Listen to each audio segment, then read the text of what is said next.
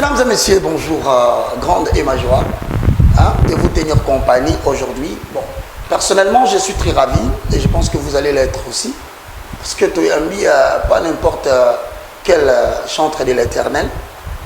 Pour moi, c'est un modèle. Pour moi, c'est quelqu'un qui nous a fascinés. Il s'est fait que pendant un moment donné, il a passé beaucoup de temps à Libanda Mboka. Et je pense que chaque chose a son temps. Il est temps, Toyambaye, et je le reçois par la grande porte. Je voudrais que vous sachiez, mes frères et sœurs, certains d'entre vous, jusqu'au jour d'aujourd'hui, on a nostalgie. Pourquoi moto? Parce que s'il faut regarder la maquette des Congolais, tous un modèle, il y a représentation des hommes moyens en termes de taille comme nous. En tout cas, de découvrir qu'au-delà des hommes moyens, il y a la taille Nabiso, c'est une très bonne représentation de la République démocratique du Congo. Et cela nous permet de voir la variété des gigantesques hommes. Tout ça, on a RDC. Ça vous fait une idée. Quand on dit cela, je pense que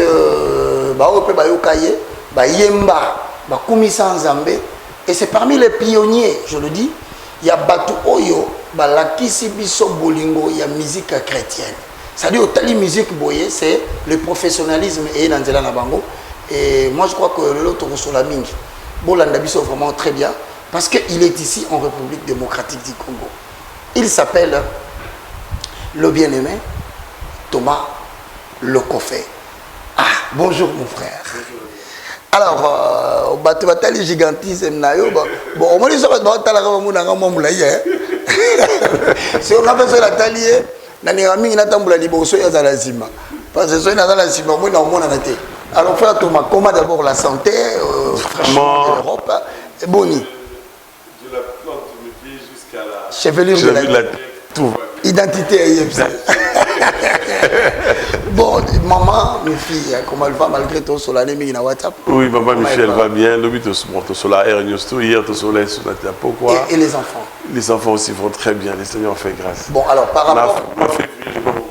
Ah, non, c'est la mingi. Alors, frère Thomas, va découvrir yo na ba aspect oyo ngai na moni la kayo parce que aspect bango ba yebeli mingi eza moyembi na nkolo. Mais moi je peux vous rassurer que de temps en temps tant que solo na ye nazo découvrir que moto yo amoni eloko pe ayoki eloko. Amen. Alors maintenant ce que eloko nga na moni na ningi pe bino bo découvrir na bandi mukie kaka frère Thomas likabo ya koyemba e bandela yo ndenge nini par rapport à mutabota mi na famille. Parce que ça, la moutoumon, quoi, yembaka, yo, soit modèle, na yo, bina famille, yemba, ou soit, yo, moko, vanda boye, et botio, et colio, penanenga, yo, enflammé le monde entier. Voilà. Historique, ou les andés. En tout cas, les andés, nous, na souka, na famille, maman yembate, wow.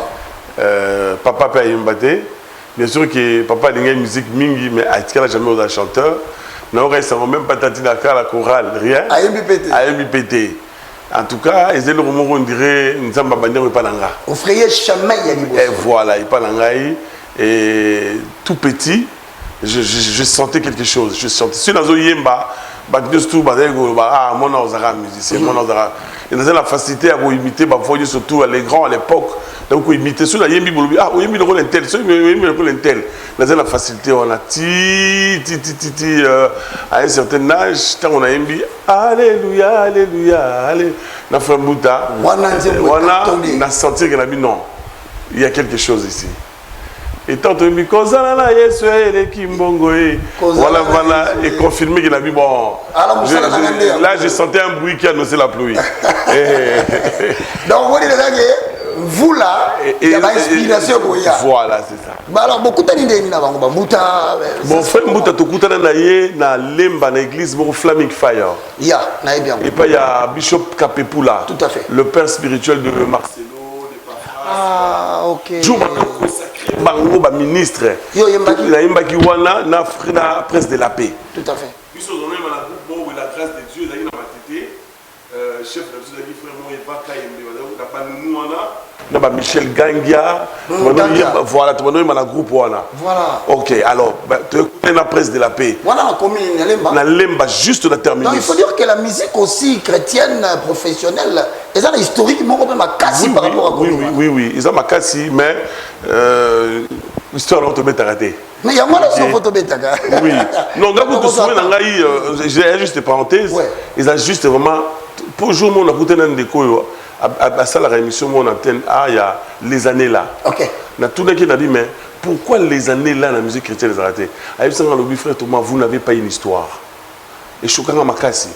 Na ça comme son frère Patrice Nabi tous en nous vivants. C'est papa mette bazali. Il y a Charles Mombayaki na mais ba couple boulot ba bazali. Ba maman toujours là na bazali. C'est le moment tout va na tout ça ta conférence moi mon nene qu'on écrive l'histoire de la musique chrétienne congolaise. Si lelo au Kobetango. Est-ce que Okokoka, ce qui n'a lobby que la prochaine fois, n'a pas ça tobeta, caméra zobima. Oui. Ça dit bimi na yo. Na c'est renseigné puis la commis vraiment la papier. Oui, tout Kobetango. Oui. Parce que histoire il y a dans la frère Chauto qui n'est pas bon. Regarde brusquement. Condoléances à topé c'est la famille. Vraiment. Il est parti brusquement. Vraiment. Papa Kabachipe a sa maladie. Et ça ba bibliothèque mobimba. Ok, nos vivants, tous ces gens, moi je déplore un problème, la bande de Malam Bali Bisanga, Musée Edi Nabala est parti, même pas un livre. Et Longina, écoute, tout voilà. Alors, ils ont a déploré, j'ai dit, mais ces gens-là, les couples, les boulots sont là, les mamans, tous là, papa, mais ces gens sont des bibliothèques. Car il y a des questions, téléphone, smartphone, et on doit écrire cette histoire. Alors, bon, c'est retrouvé, Boyembi, Kozala na Yesu. Ah, ok, c'était la chanson. Bon, Boyembi, pèse mon passage. Tant mon frère Mbouta n'a rené Bayo Kinzemo, Bayembela Kamoko Zindenge, Ninia, Yé. Mbouta Yebi Singa Lobi, dans un côté studio, dans sa pèse mon passage bus. Frère, toi et Manzembo, il n'y a pas de problème. Dans un côté studio à Beningaï, il y a Manzembo. Alléluia, alléluia, alléluia. Mandalo Ose Patakangaï n'a pas origine déjà c'est la rythmicité. Rythmicité wana ils ont très dans l'Équateur. Ouais, et pas la mission de l'Équateur, on a tendance à rouler là. Parce que c'est quoi secret n'a reposé sur quoi? Secret n'a façon la biso à là. Eh bien, instrument il faut mettre ça pour utiliser. On n'a pas dit ça pour la. En fait, instrument la biso de base des Aramongongo. Voilà. Aïe molele oh, aïe molele oh, aïe molele oh. Donc mélancolisme wana c'est original. Voilà. C'est authentique. C'est ça. Et je pense même que ceux qui vont réussir à frapper Bato Bakelibanda, ils ont une nostalgie, il y a manque, il y a un lokoana, il y a manque à Nabango. Voilà. Il y a peut-être un blocage qui vient la porter. Ok, rythmicité, alors, ils ont façon à Mboka. Ils ont façon à Mboka. Chez nous, on pleure. Si Bazo Yemba Palelaga.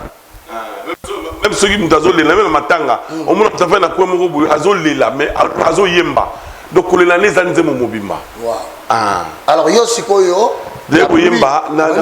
On comprend que Moussa Nanga Izali. Voilà. Alléluia.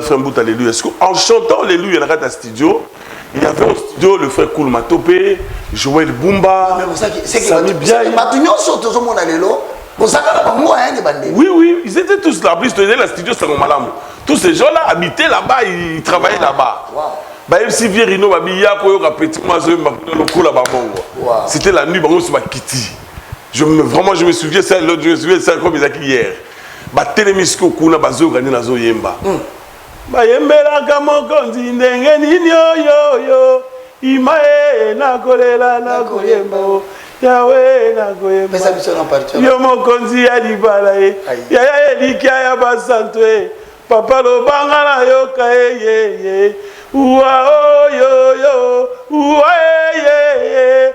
Ayi bayembela kama konzi ndenge nini yo bakumisa kama konzi ndenge nini yo papa yo nzamba Elia ye obakisakelo komona suka na utanga bakombo batu loba masia kuna na lola tokomona na Moïse très bien Ginette na Francine wow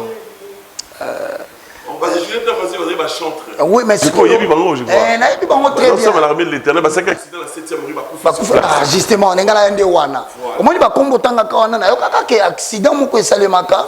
Ba yembi moko ba kufaka mais ba mutabisa ngala solo lobi. Ba yembi na tout le monde ko fa yemba bango. À l'époque, le frère de la paix travaillait avec l'armée de l'Éternel. Alors, frère Moukali Sengabi a tout cas dédicacé partout. Il a commencé avec l'accident la 7e rue. Au début, au boxing, il y a eu un salon. Il y a eu un ah désolé que moi na lata qui fait c'est mes porte-monnaie qui na kati na donc quelque chose mais bon Osana Osana à suivre bon regardez la veste ça te mentir ça te mentir au salinga chair de poule gloire à Dieu ouais biso batuto bandina bino kalako kabino bino côté kuna besoin évoluer dans la dimension musicale biso côté dans la délai préparatoire évangile alors comme l'évangile marche de pair avec l'adoration, il y a génération wana. On s'inspirait trop on a à la séminaire, à la campagne d'évangélisation. Tu reluka pe mutu moko lo bolbaka onde bolbaka RTN Brazzaville. Biso pe to logi to malo ko fena biso kuna. Ah yembi yembi banze munyanso et il y a des gens qui sont restés dans nostalgie. Même temps yembi wana, je crois qu'il va ressentir. Amen. Alors pour essayer un peu d'atterrir la question wana. Illustration. Je crois que to sepeli makasi frère Thomas. Ben naningi na kota na likambo moko je voudrais quand même comprendre en fait. Na yo kapé penchant na yo na position les andeni. Tango bino bozo yemba banzembo yo. Thématique principale na yo personnellement na début. Ça tourne autour de quoi? Pour la quoi parce que authenticité a évolué ndengemo. Bon. Puisque yo lingi ko yembela nzambe o ngana oloba yo koloba. J'ai l'impression que tu t'adresses à Dieu comme un amoureux. Parce que nga na yeux na optique wana. Na yeux na optique il y a un adorateur du Seigneur pas dans le sens il y a littérature. Na yeux na sens il y a mutu azo considérer nzambe comme amoureux. Alingi ye ndenge nzambe lingaka mwasi. Mwasi na ecclésia ndenge pe mwasi mobala lingaka mwasi na ye ozo lobela nzambe ozo ko s'adresser na ye. Tu veux adorer Dieu mais en lui disant l'amour na maloba na lolenga yo moneli na conception na yo en sortant la considération générale et tu marques une particularité. Je vais commencer par un exemple. Na 2000 ouais. Avant de sortir d'album Nanga, je lève mes yeux. Mon grand frère, le pasteur Evan Bikaï. Ok. Nzembo. Nous n'avons pas mais. Il y a surprise.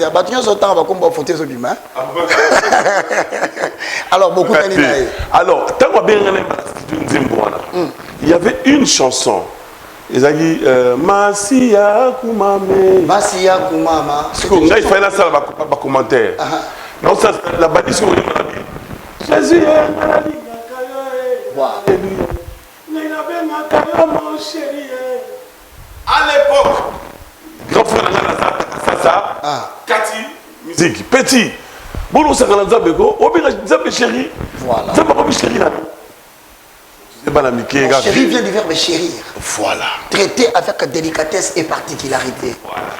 Donc, loko yo lingi, on l'a kisi parce que non, ce qui n'a pas été takabilo, on a takango à part. À gagner la tiki. Ah, ce qu'on va te dire, il y a pas l'homme sous. Ok, loko, c'est que je voulais exprimer, ce jour-là, je voulais exprimer l'amour que je porte avec. Or, on va fabriquer selon leur modèle. Voilà. Il y avait une originalité qui naissait. Voilà. En fait, dans ce cas qui bouille, tout ce qui va t'abouquer, il va bouling, on va pas moi si. Mais bisous, on va t'enzamer, tout, mais sans enzamer, on dirait. N'importe quoi, Samu, pompier, Tamakas, voilà. Mutabitumba. Siko, Batamokilazo, moi c'était aux qui tournent le roi, mise le roi, l'eau soit Ghana. Aux qui tournent le roi, pour la Tumba. Rien que par le regard, tu te donnes l'idée. Voilà. Je suis et tant que ça va na sanini. Si on me reçoit aujourd'hui, on dirait qu'on a gounini. Pour le maillot. On transposer sur quoi passion wana, comme on devait traiter de la métaphore. Voilà. Si on non.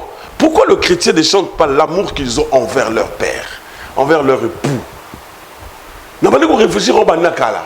Tant qu'on va téléménérer dans le Tika.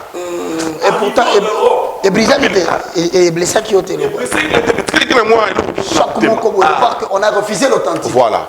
Et quand j'ai eu l'inspiration de la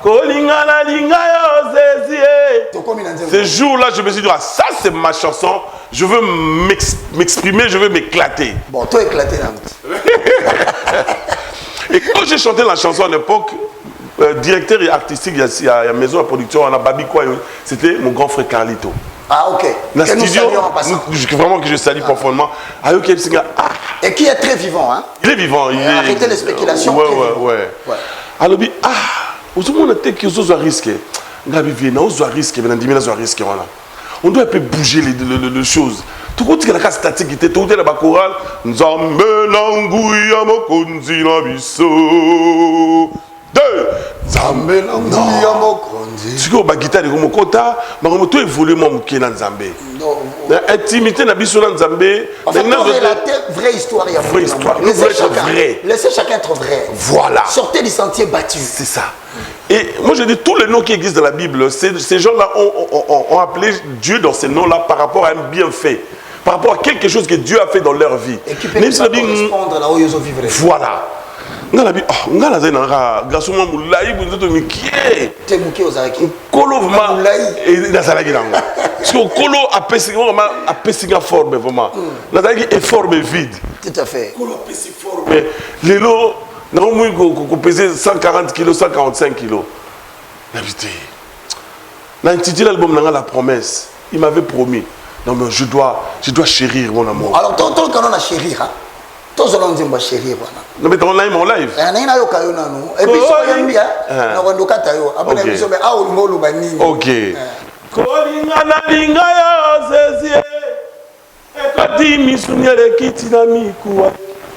Lorangona pesa yo papa eleki misisa makila mpema yo ayi zezina bamaka yo serie simanga loboko tokende mboka yo ayi yango nabengaka yo susu simanga loboko tokende mboka yo ayi siko na kati pourquoi nous sommes simbinga déjà. Parce que déjà pour moi je me dis la chose. Vous avez veste quoi? Ah, veste ya. T'es non.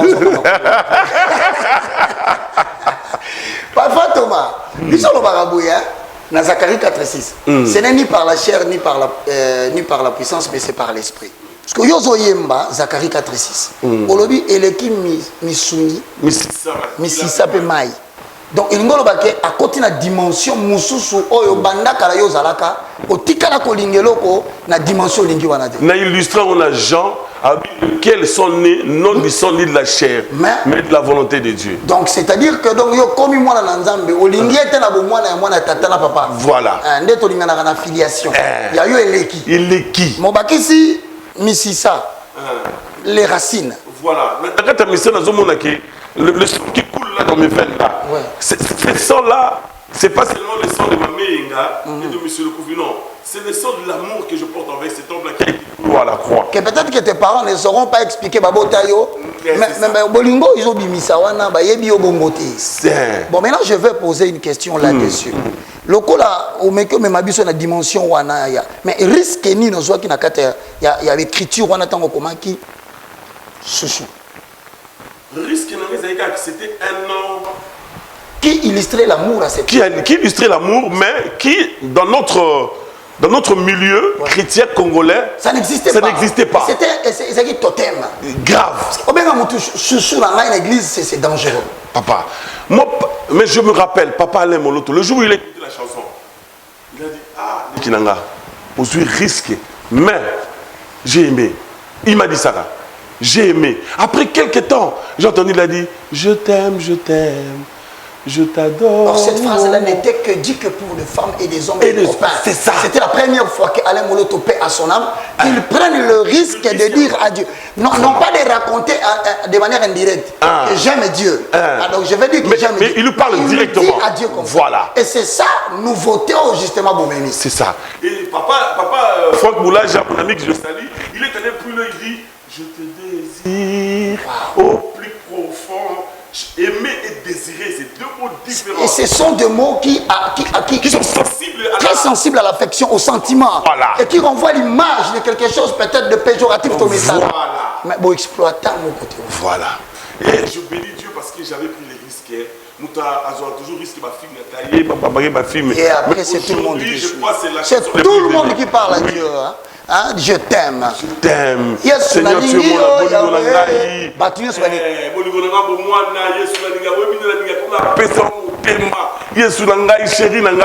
amour. Sur base de ça, frère Thomas, qu'est-ce que tu peux dire à quelqu'un qui veut oser quelque chose d'authentique comme toi aujourd'hui?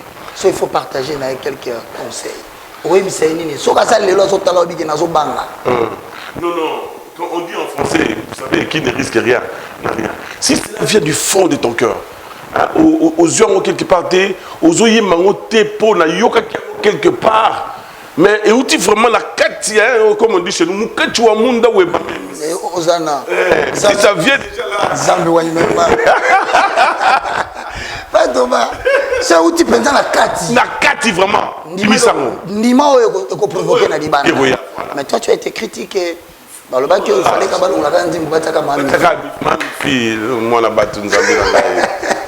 ah, celui-là, tu regardes. Vraiment, je vous dis. Quand je vois le pauvre Alain Molo Talandio, quand je vois Franck Amoulaja Alandi, voilà. Alors aujourd'hui, Bissognon sort, côté, Dieu, je t'aime. Même devant les gens comme ça, tu me dis, c'est que tu l'as. J'aime ces dieux-là. Hosanna. Oh, j'aime. Non, c'est l'amour de ma vie. Hosanna. Chérie, sans toi, je ne peux pas vivre. Mais aujourd'hui, on a l'audace de le dire devant le Seigneur. Seigneur. C'est un véritable destinataire. Amen. Amen. Et alors maintenant, mais critique à Dimakasi, comment tu as vécu ça? Oh, j'étais encore trop jeune. Je me rappelle aux hommes où on a studio, on a changé. C'était comme ça. Et ça qui on a changé. Mais je me rappelle un jour, émission, la chaîne. Ouais. J'étais critiqué à mort. J'étais à la maison, j'ai regardé, j'ai dit, à tel point que Michel s'est dit, mais où il va prendre la poêle? Critiquer l'équipe, mais il y a un pasteur. Ouais. Il y a un homme qui a appelé la chaîne Wana. Ah bien non, avant de critiquer le café, qu'est-ce qui était sa pensée? Qu'est-ce qu'il voulait dire dans la chanson? Le lendemain matin, mon grand frère Charles Mumbai m'appelle. Petit il y a qu'un bureau. Mais tu as fréquenté vraiment, on a un parcours musical exceptionnel. Hein? Apparemment, nous avons dans toutes les écoles. C'est ça. Et ça, pour ça, moi je te dis félicitations. Gloire à Dieu. Et aux autres, la chevelure dans une soupe. Vraiment, ceux qui ont livre, on peut faire une dizaine de missions et ça sera toujours enrichissant. Il y a Charles Bengingaï. Il y a Charles Azuba, coup de fil. Coup de fil de qui? Mais moi, là, toi. Explique-moi. Qu'est-ce que tu voulais dire? Parce que Nazuba coup de fil est belé. Quand je vais faire une émission, je veux te défendre. Il faut exact. Je vais expliquer. David, voilà ce que David était. David, je crois qu'il avait un nom qu'il donnait à Dieu. Dieu appelait David, donc c'est dans mon cœur. C'est David avait un nom aussi qu'il appelait Dieu. Si Abraham a dit à la montagne de l'Éternel pourvoira. Okay. C'est parce que voilà ce qui s'est passé. Moi, je suis un garçon comme ça. Je suis juste un D6. Si tu peux aller à l'Ouvanium. Voilà. Mais je vois ce que l'Éternel est en train de faire dans ma vie. Il n'a pas fait aux hommes qui ont des diplômes. Qui avaient même la grâce. Il y a quoi émerger plus que la Bible, la Luko est comme propre voilà. Il y a Charles était là, il était calme. Ah oui, tu as raison. Bon, si Mara le Tokene, Okufa, l'habité, Moubali, pour la qui s'est là. C'est vrai. Très bien. Ah, un visionnaire. J'ai compris. Un visionnaire. Comme il était un vieux bien, il m'a dit bon, va au restaurant, va manger. Donc voilà, c'était comme ça et Yachar a su vraiment jouer son rôle comme Yaya. Je remercie toute la famille et nous disons aussi par cette illustration, puisqu'on est à la fin de l'année 2020, un grand merci à Papa Mumbaya, où qu'il soit, que ton âme repose en paix, famille Pambolama. il est vit encore au travers les œuvres qui peut mener bazo sala. Alors aussi ici quand même na okota la question mon très sensible tout à l'heure. Moi je pense que yo on s'adresser dans Nzambe en termes d'amour. Pour nanga ezali un domaine très très restreint. Tout entre biso na Nzambe ezali kaka régi par des relations d'amour. Maintenant yo solo na Nzambe na yo. On est un domaine il y a amour.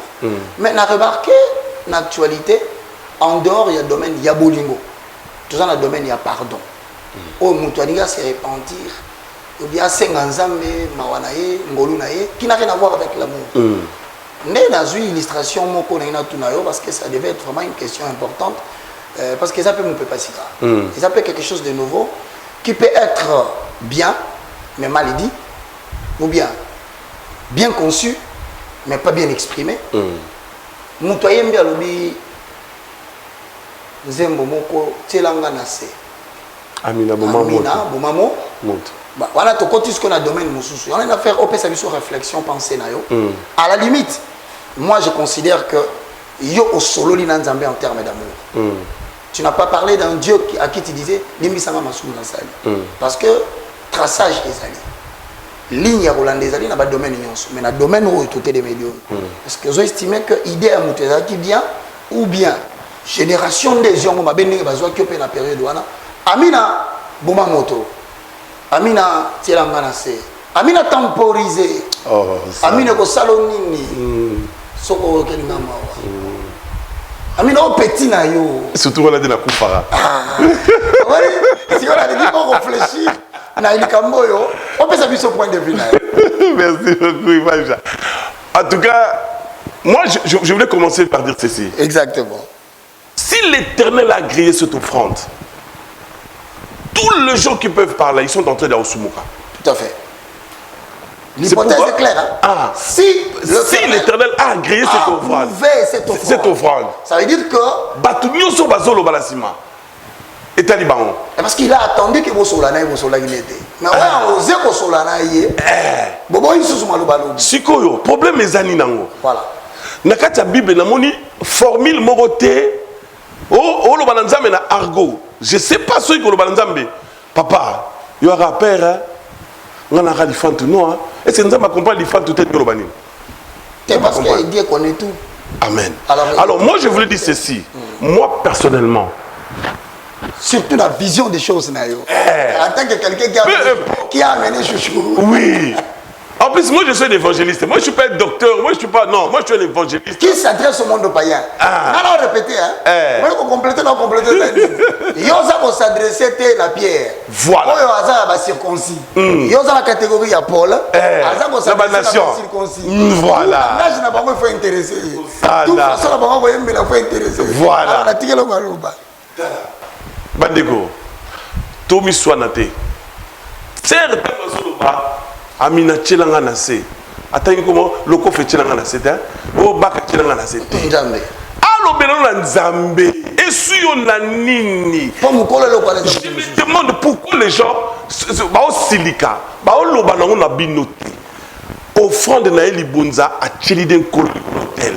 Oyo bateya biso balobi tango a secrétaire bana ko tia offrande de l'hôtel tango zo tumba o nzaba on a gré les gars solo mi ngana tango zo kende quand l'offrande est brûlée et que nzambe a gré offrande on a ezali sans défaut et outi na kata mutema nae après si nzambe a gré yango. Moi je crois que Dieu a agréé cette offrande. Tout ce qui a peu importe le langage. Et puis, il y a souligné le romoro. Ce qui m'a dit, soit le na lingala, soit le on a chiluba. Et il y a mabete. Et ça capo ils na lingala. Parce qu'il y a un bon lingala. Ce qui on a chiluba. Na koli na mina baluba na betel. Na yokiaba, na yokiaba expression chiluba belé. Expression neti senda wa muntu. Senda wa muntu. Bozoka. Ngala peut-être ça va choquer. Chamakanda wani. Wana Mike pa lobaki na ndenge. En réalité chamakanda wana o mona ka ba chrétien ba lobamba ngote. Même ba diamantaire nyonso chamakanda ba lobaka ngo. OK. Mais est-ce que ozo penser que et donc frustré peut-être batou un raisonnement de normalement donc nayo c'est peut-être le langage qui est emprunté.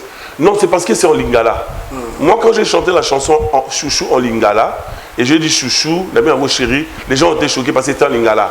Quand papa elle a chanté, nous sommes des Congolais, nous sommes des Kinois en plus. On se connaît, papa Roger. Quand il y a je t'aime. Dans lingala, un intellectuel a bien lingé. Mais mutama tonga on va là yo. Danger. C'est comme ma baisse la mina wapi parce que kuna ya lobi na langage ma tongé. C'est ça. Na langage ma campagne. Problème il y a en français pour le budget. Je t'aime. Donc dans le monde on a des problèmes mais ça sur le plan que bah mot emprunté. Mais c'est moi j'appelle ça c'est les quinoiseries. Hein? Ça c'est l'authenticité quinoise. Mais est-ce que ça mais au langage ta yo karango. Ils ont choqué vraiment personnellement. Surtout quand ils Amina au petit on a Koufi. Donc ça veut dire que aux gens qui sont pardon. Il s'agit d'un petit qui fait la kibango. Temporisé. C'est quand même aujourd'hui parce que moi personnellement, Nazalagi n'a d'accord, on a été sur des points clairs. Je me suis dit, idée à malam. Et le risque, il y a pour briser monotonie, et ça danger encore. Et on ne peut pas refuser aux gens de le refuser dès le départ. Mais avec le temps, si la chose commençait à prendre l'élan, parce qu'il se peut qu'aujourd'hui, il y a un bandit qui va ensemble là. Oui, si bandit dans la église, bon là pour clôturer prière. Il y a lobby, oh, viens Zazos. Yo. Vous avez un Zazos. Habitez bien Zazos. Prêtre na pire sentiment à Bangi. Je bikanga.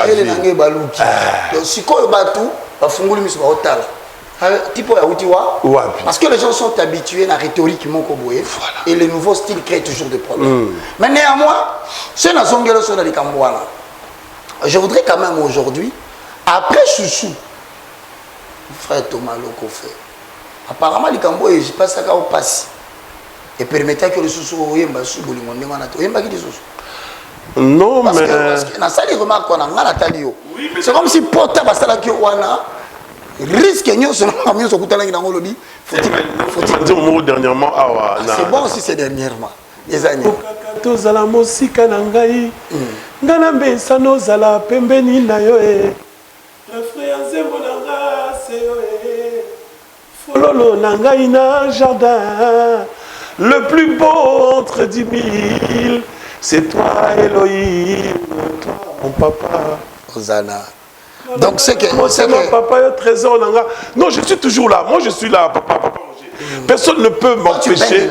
Oui, personne ne et je pense qu'il y a un des peut-être de 10 000 chantres. Il y a une particularité là. Pour moi, je pense. Gloire à Dieu. Parce que tu me soules le son au yemba. Attends, on met na poto boy, ceux qui organisé occasion mon boy, tu vas ici battre. Certaines personnes qui ne dansent pas, qui ne bougent pas, qui n'adorent pas, risquent de bouger parce que bah mon aux ongles ici, bah on a sentiment de l'époque. Papa Roger lance un clip lobby. Naobina, Papa Roger. Oh, ça c'est bien. Je vais danser pour mon Seigneur. Et où tu l'as monté? Et où tu veux exprimer quelque chose? Il y a beaucoup de liboso na bina ina zali mukie ce qu'on a dit papa malgré un nene ah na obina là ça souple na souple donc ça clip bon lobby oyo bima moto ba pa ya le fait étranger na obina moi ya moi parti moi mukie na obina moi mukie au monde na obina. Bon alors puisque au continent nzembo wana ngala nazongeli yo nzembo boye pe ba batu ba sepela na ngominga siko nzembo wana mengai ngana solo na yo frère Thomas. Dis-moi un peu cette chanson. Nous avons sali mabe, on est beaucoup sur la première époque PC Tony. Nous avons beaucoup de et dans la période où il y a histoire de comment grave à la Congo, ceux qui nous ont dit quoi ils vont chola, c'est comme ça. Il y a on est tenu comme Nzembo ou bien quoi. Non Nzembo na oya papa yoka lozambo. Moi na boy de l'obana mais non Nzembo na. On a pas identifié. Na comment qui a la 1991, 90. Ils ont dit avant même je lève mes yeux bima. Ah c'est vrai. En fait, l'écriture est à Kala. Il y a Kala. Non, mais il y a déjà la bataille Betel, il y a au Japon, il y a déjà la Betel. Très bien. Papa, lola, papa, il y a déjà.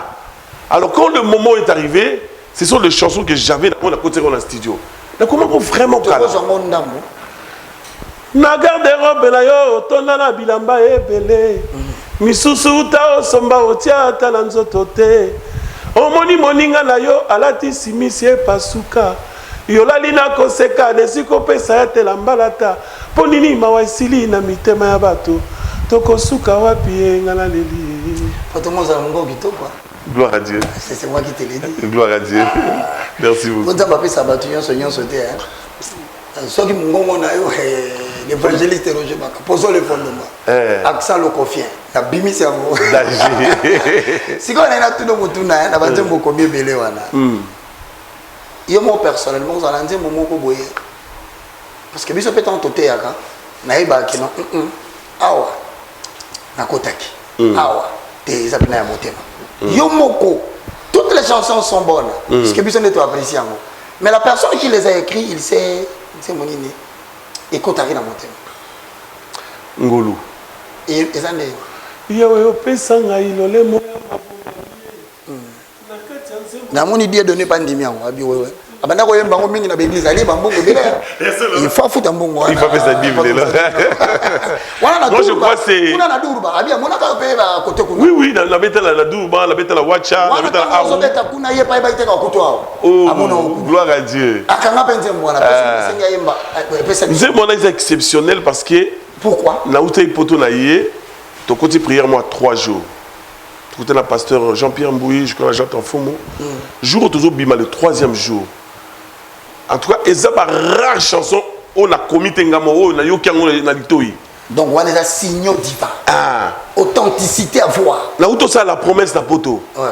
Na zongi, na yoki ango. Na zu guitare, na bando beta, na zu la komi. Ah, na yoki ango bizarre. Ça sort un peu de mon style. Tout à fait. Na bengi Jean-Michel, na studio chez il y avait Charles Mombaya. Ok. Na Jean-Michel, Léo na bouton zani, na bouton la libre, na bichanga. Vous ne pas perdre ça, je pense. Risque à perdre. Il y a perdre dans na keimba mon studio. Ah.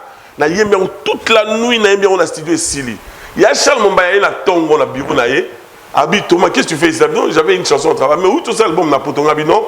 Nzembo non ça clip na ngo za bonus na image. Comme la code de fois au palpé d'expérience tout à fait particulière à Bakoua. Il y a bongo. Où tu yemba mais en tout cas, il y a on les a parmi rares. Et remarquez que parmi rares on a na évité. Et Bria Kaka et l'autre. Et Bria toujours. Ah voilà. Et Bria. Il y a Charles Ayo qui dit ma bi non petit on la voit. Pesangate abi oh ezate mon autre abi. Oh, il y a Charles. Abi ça c'est pas ta couleur ça. Oui, moi-même je reconnais c'est pas ma couleur, mais je sais pas et on a combien abi petit on la voit na yo. Et comme il fait une discussion, il était sérieux en plus. Rabbi Charles Kosa Rabo était pardon. On a résisté tout ça il y a la raille. Abi petit, mais c'est une très belle chanson. Rabbi ah merci. Ah you qui on va la sabi mais même la façon tu as chanté. Non petit on la voit là, Et c'était comme ça. Replie-toi à l'intérieur de toi-même. Dans tes pensées, les yeux fermés. Oui, mais là, je dois partir.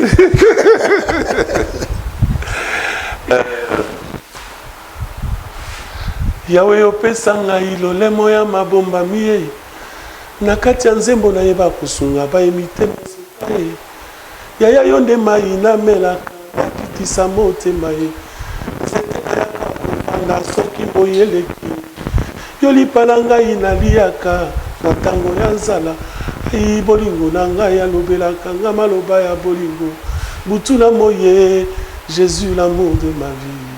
Oh, oh.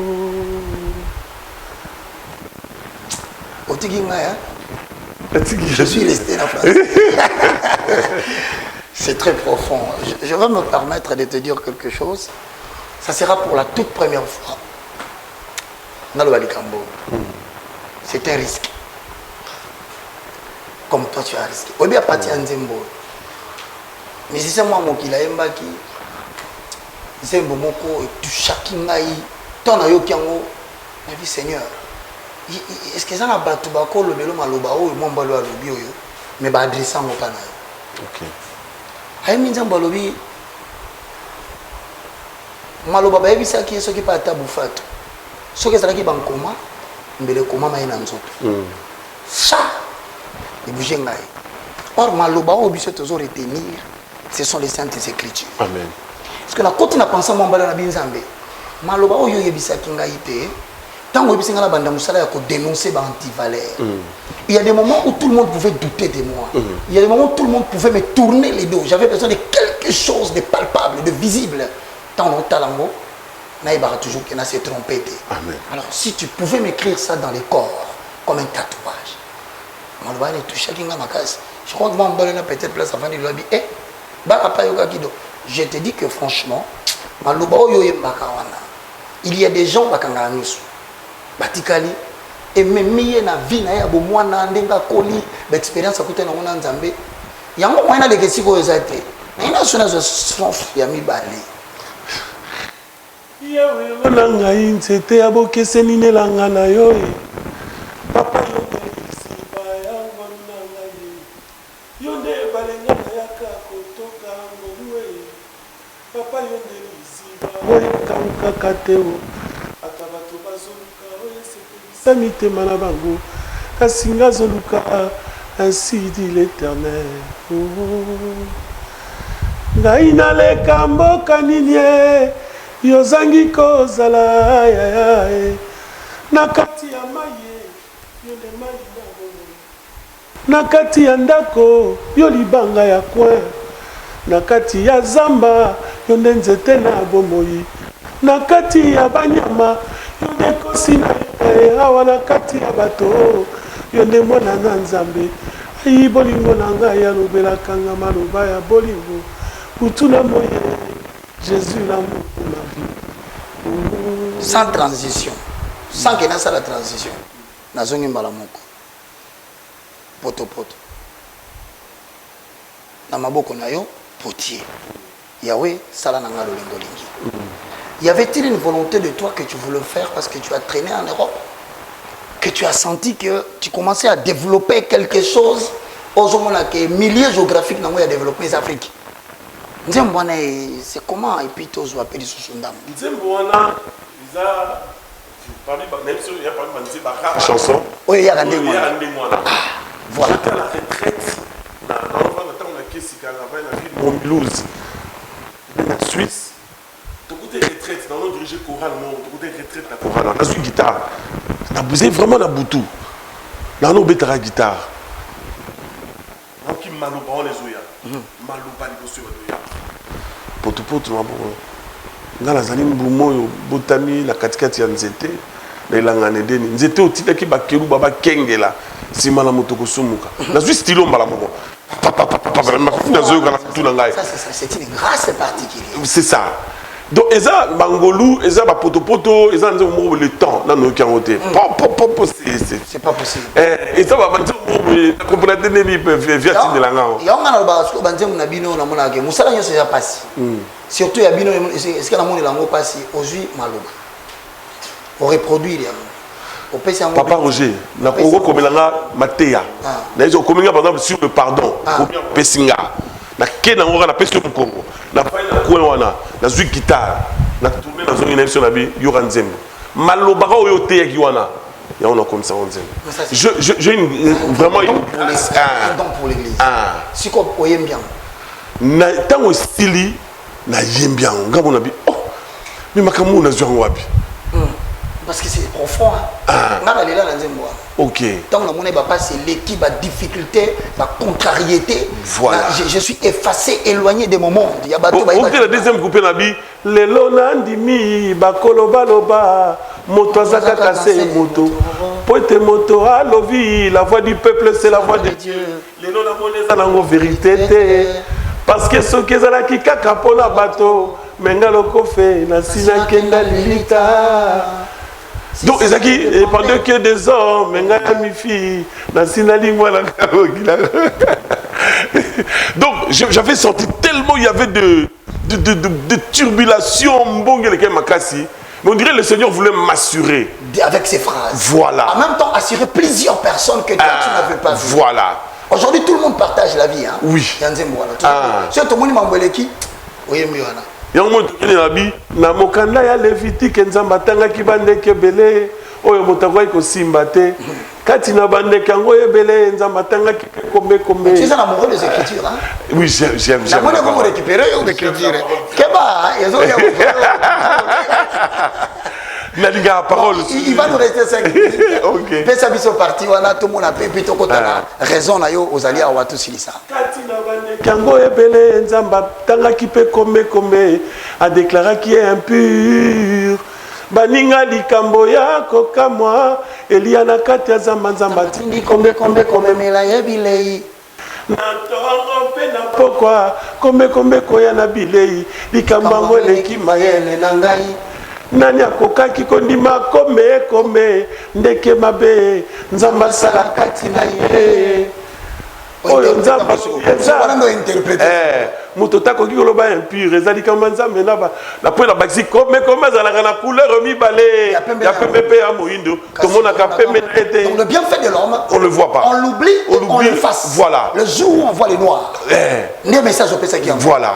Alors maintenant tango yembi ngwa on continue le après na lobi otikanga na nzemba likambo eleki nga mayele esika touti etikali mosika ye pa tokokende komi pembeni tolembi mpe mayela bato la philosophie mene toza na mposa basala nzambe baza na manzaka bilai baye baza na makoki ya kopasola nkosi na manzaka kobimisa mafuta njoyi kopesa na eglize ema atoma omoni makambo lobi wana peut-être na mutu na yo ozomonaka ke tokomi na mposa basala nzambe génération moko asike bima bato moko bazala na capacité à percer le mystère des âges à travers la révélation et l'inspiration, décortiquer l'agneau, faire sortir le miel. Mais et si Dieu disait que c'est toi-même? Parce que dans mon éloignement, apparemment, sentier battu. Mais tu ne te voyais pas. Oui. Alors maintenant, ce qu'on a l'écriture, et si c'est toi, alors tu te prépares comment pour affronter ça? Parce que les gens vont supporter cette mutation-là. On a bêté sur l'autre, on a Kinshasa. Au lieu de supporter, autant que dernièrement, aux ongles de sous. On a la question qu'on vend là. La camoué, au lieu de sous. Bon, maintenant là, vision de les années. Là où tu sois, dans Mimosa. Ah, ok. Naïe vraiment. Si on nous vend là. Ici. Mais maintenant, si on nous zonga, moi je pose une question. N'est-ce pas dans mon ozoyemba? Moi je te dis la vérité. Qu'on révèle tes beaux paroles. Ça dit, nous là, c'est comme si Bolingo a dépassé Bolingo na koyemba. Parce que sa passion mo ça makasi sokola. Bon, maintenant, au bandit d'abord répétition a.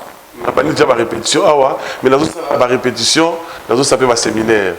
Dans ce séminaire moi une semaine, la semaine prochaine le dimanche au dimanche au cours une semaine tout séminaire, toujours mélangé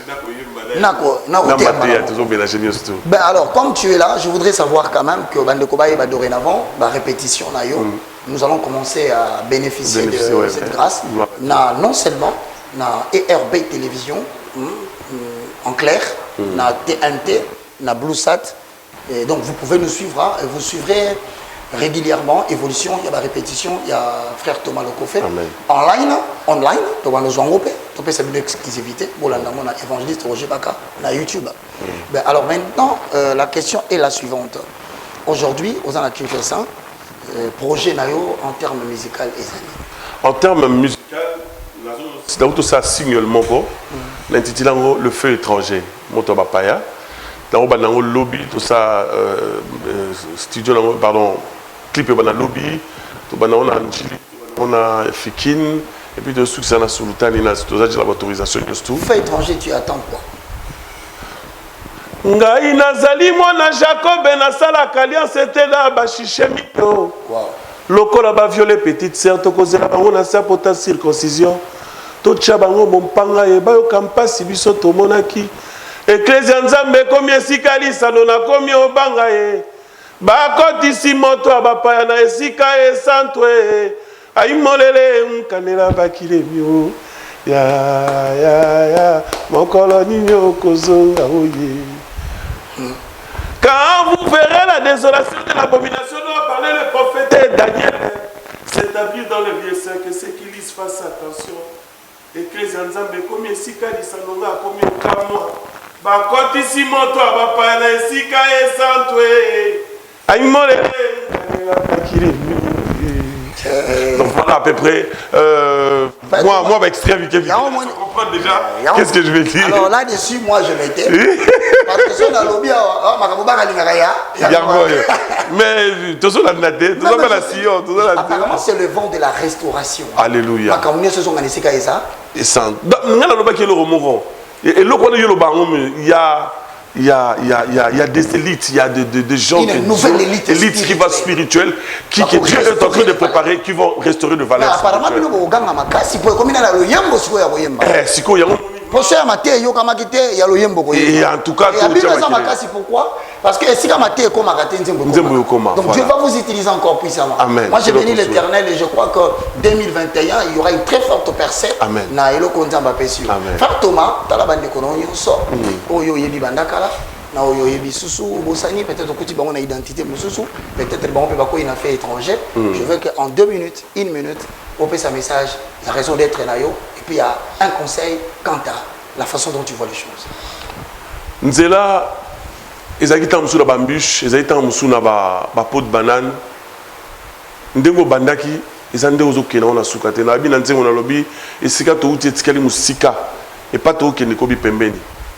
Si tu es encore vivant, le Seigneur te laisse le temps de se repentir. Tu as peut-être été mal entouré, tu as peut-être été mal conseillé et tu t'es retrouvé là où tu es maintenant. Je te conseille avec beaucoup d'humilité, dans l'amour du Seigneur. Le Seigneur t'attend. Répands-toi. Reviens vers le Seigneur. Il a encore besoin de toi. Parce qu'il est encore temps. La Bible dit chercher l'Éternel pendant qu'il se trouve. Il n'est pas encore trop tard. C'est le moment de rentrer vers Dieu, de se repentir sincèrement et le Seigneur va te pardonner. Parce qu'il y a un vent qui va venir où si tu ne te répands pas, tu ne seras pas non seulement mort en esprit, mais aussi physiquement. C'est le temps de revenir vers le Seigneur. S'il vous plaît, tu avais bien commencé. Et peut-être par l'entourage, les amis, tu t'es retrouvé là où tu es maintenant. Ce n'est pas encore trop tard, comme tu vis encore. Le Seigneur te laisse le temps de se repentir. Viens, rentre vers le Seigneur. La porte est ouverte, la porte de brebis est ouverte et le Seigneur t'attend. Souviens-toi de l'enfant prodige. Il n'a pas trouvé son père à l'intérieur de la maison. Mais la Bible dit que son père était sur le chemin. Il regardait en espérant qu'un jour son fils allait rentrer. Et son père, quand il a vu son fils de loin, la Bible dit que ce n'est pas le fils qui a couru, mais c'est le père qui a couru vers le fils. Le Seigneur t'attend. Viens vers le Seigneur. Il est encore temps. Mon frère, mon ami, viens. Je vous salue et je vous aime beaucoup. Que le Seigneur vous bénisse au nom de Jésus. Je vais clôturer. Vous avez entendu quelqu'un qui a besoin de faire la parole chantée. Mais le voilà dans la parole parlée, avec un fondement. Habituez-vous. C'est comme ça, avec le temps. Moi, quand je vois des choses pareilles comme Siméon, je dis, ah, Seigneur, que ça m'a été moyen de Zanzibar, Navanda. Pour il fallait continuer mon salon, vas-y, Bakoti. Non, on attend vraiment qu'il écoute bien. Je paraphrase. Je ne sais pas comment commencer à paraphraser. Bon, merci Frère Thomas.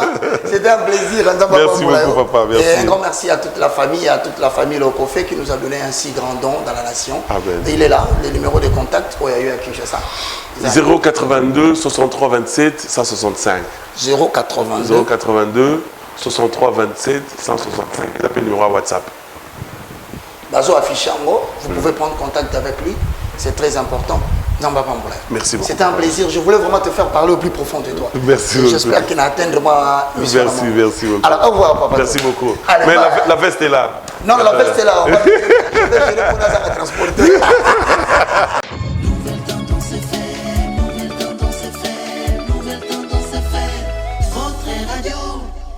Cabinet de santé nationale puissante chez Dr Cathy Munga. Comment sœur Cathy Munga, nazali naturothérapeute, nazali kosunga bandeko bazali na bokono ndenge na ndenge au moyen de plantes naturelles. Bandeko bazana ba problème ya ba hémorroïdes interne tout comme externe, infection urinaire, prostate, azoospermique, obota ezalité, rhumatisme, nerf sciatique, gouttes, règles douloureuses, glaucome, vision floue, motopathie intense, sinusite, awa nazana kati ya laboratoire. Ande bisika na sechaka ba plante banzete ba makasa ya ndenge na ndenge depo na nga yango yo esika na salaka ba formule na ba solution na nga. Merci na équipe mobimba ya maison chez Cathy, en particulier Joyce Bolala. Tozali bongo na commune ya Ngalima, quartier Kinsuka Pêcheur, avenue Maïndombe, numéro 99. Référence carrière Cari Grèce. Le biko na bino et sengo na biso.